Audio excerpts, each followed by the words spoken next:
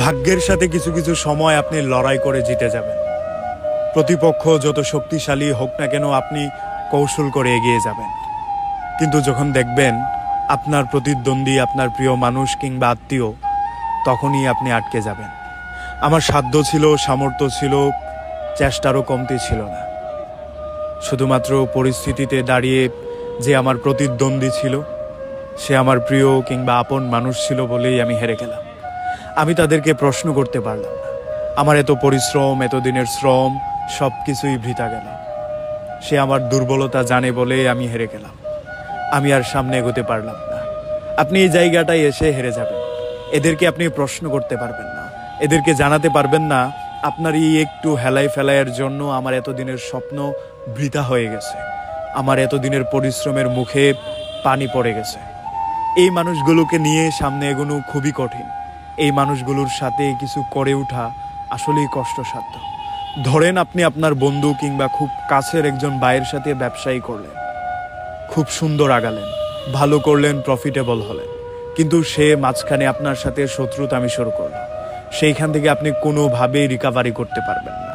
আপনার খুব কাছের মানুষ আপনার দুর্বলতা জানে, সেই জায়গাটা তাকে জানিয়ে সে যদি শত্রু হয়ে যায় তাহলে আর সামনে বাড়তে পারবেন না। আমাদের ভাগ্য মাঝে মধ্যে আমাদের পরিশ্রমের কাছে হেরে গেলেও এই প্রকৃতির মানুষগুলো আমাদের পিছু ছাড়ে না। তারা আমাদের ধ্বংস না দেখা পর্যন্ত থেমে যায় না। তারা বেতন ছাড়াই আমাদের পেছনে সমালোচনা করে, আমাদেরকে থামিয়ে দেওয়ার জন্য আপ্রাণ চেষ্টা করে।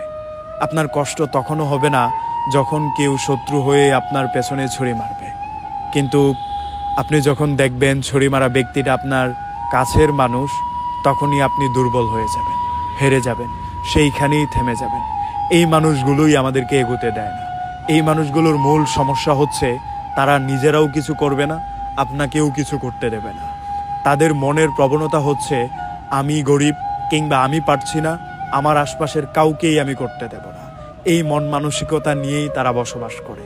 আপনার আশেপাশে ঘুরে, কখনো কখনো খুব আপন ভেবে হয়তো আপনি বুকে জড়িয়ে ধরেন, কিন্তু তারা বুকে জড়ানোর পরেই পেছন থেকে আঘাতটা করে দেয়, আপনাকে থামিয়ে দেয়, আপনার স্বপ্নটা ভেঙে দেয়, আপনার বেড়ে ওঠাটাকে তারা কেড়ে নিতে চায়, আপনার ভালোটাকে তারা মন্দ বানিয়ে দেয়, আপনার প্রতিটা স্বচ্ছ বিষয়ে তারা অস্পষ্টতা ফিট করে দেয়। তখন আর আপনি স্পষ্ট থাকেন না। আপনার গোলের ব্যাপারে আপনি যদি স্পষ্ট না থাকেন তাহলে সেটাকে আপনি কখনোই অ্যাচিভ করতে পারবেন না।